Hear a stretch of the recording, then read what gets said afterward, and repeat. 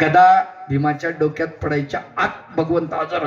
वरच्यावर गदा झेलली. भीमा हे आडमुठपणा चांगला आहे का म्हणले. असं किती घाईन यावं लागलं आणि चला बसा जेवायला. भाव त्याला कळलं. संकट पडलं की देव येतो. संकट पडलं की पण देवाची आराधना करावी लागते. पण द्रौपदी ज्यावेळेस देवाची आराधना करते तर सुरुवातीला द्रौपदीनं काय केलं. भीष्माकडे गेली, प्रार्थना केली.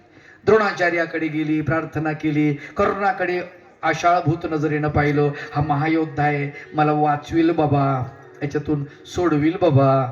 असं सगळ्यांकडे बघितलं. पाची पती तर खाली मुडके घालून बसले होते अपमानित होऊन. बलाढ्य असलेला भीम काही करू शकला नाही. धर्मराज काही करू शकला नाही. गांडीव धनुर्धारी अर्जुन काही करू शकला नाही. त्याची जी प्रत्यंचा होती, दोरी होती ना धनुष्याची, त्याच्या गांडीव धनुष्याची, ती प्रत्यंचा अशी ओढली दोरी आणि त्याचा आवाज जर आला टनत्कार तर शत्रू थरथर कापायचे. अर्जुनाला म्हणायचे. एवढा धाक होता पण ते सुद्धा गप्प बसलं. आणि द्रौपदीने सगळ्याकडे प्रयत्न केले, भगवंत आले नाही.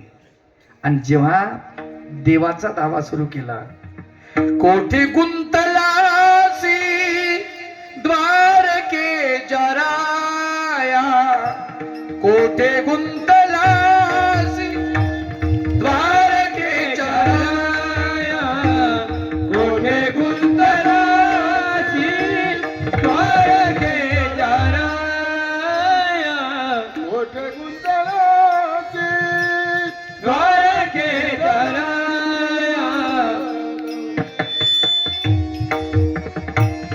द्वारके जराया, वेळ गाज गया लवीला, वेळ गाज गया लवीला, वेळ गाज गया लावियेला, लावियेला, दीनानाथ प्रिय सामळ्या फुले, दीनानाथ प्रिय सामळ्या फुले, दीनानाथ प्रिय सामळ्या फुले. किती वेळात भगवंत आले. दातामध्ये पदर धरलेला आहे द्रौपदीने. भाव बघा तिचा, दातात पदर धरलेला आहे. कारण छातीवरचा पदर खाली पडू नये म्हणून हात जोडले. आणि जेव्हा देवाला प्रार्थना सुरुवात केली, दातातला पदर निसटला. हनुवटीच्या खाली येईपर्यंत भगवंत हजर. एवढ्या कमी वेळामध्ये महानुभाव ग्रंथकार त्याचं वर्णन फार छान करतात. ते म्हणतात कुठून कुठून वस्त्र पुरवले. छापी व चिठ्ठा मुंबईचे, लांब रुंद ते खास पुण्याचे.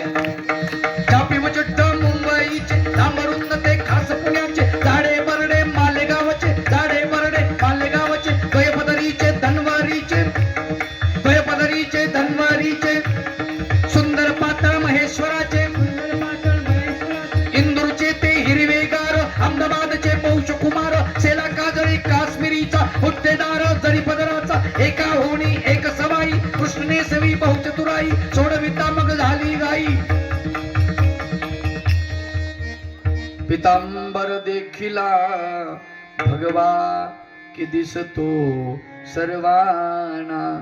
भक्तासाठी तो जग जेठी माधव अवतरला. वस्त्र पुरविले सभेसी येऊन, सोडवी भगिनीला. वस्त्र पुरविले सभेसी येऊन, सोडवी भगिनीला. ढिगारा लागला वस्त्राचा. किती वेळामध्ये भाव. जेव्हा भाव प्रकट झाला 100% समर्पण झालं. 100% अलग लक्षात. देवा आता तू तार इथं मार, तार आता अथवा मार प्रभू तू नाथ अनाथाचा. तू अनाथाचा नाथ आहेस, मी आता अनाथ झालेलो आहे. आता माझा मालक कुणीच नाहीये, तूच माझा मालक आहे. मला वाचवायचं तर वाचव, सोडवायचं तर सोड, नाही तर मोकळं सोडून दे. काय होईल माझं तर होईल. भाव जितका जितका वाढत जातो, प्रल्हादाचा भाव वाढला. याचं वर्णन महानुभाव पंथाच्या तात्विक ग्रंथामध्ये आलेलं आहे. तो वाढत वाढत वाढत वाढत जातो. त्याला हत्तीच्या पायाखाली तुडवलं, त्याच्यातून वाचला, त्याच्यात भाव वाढला.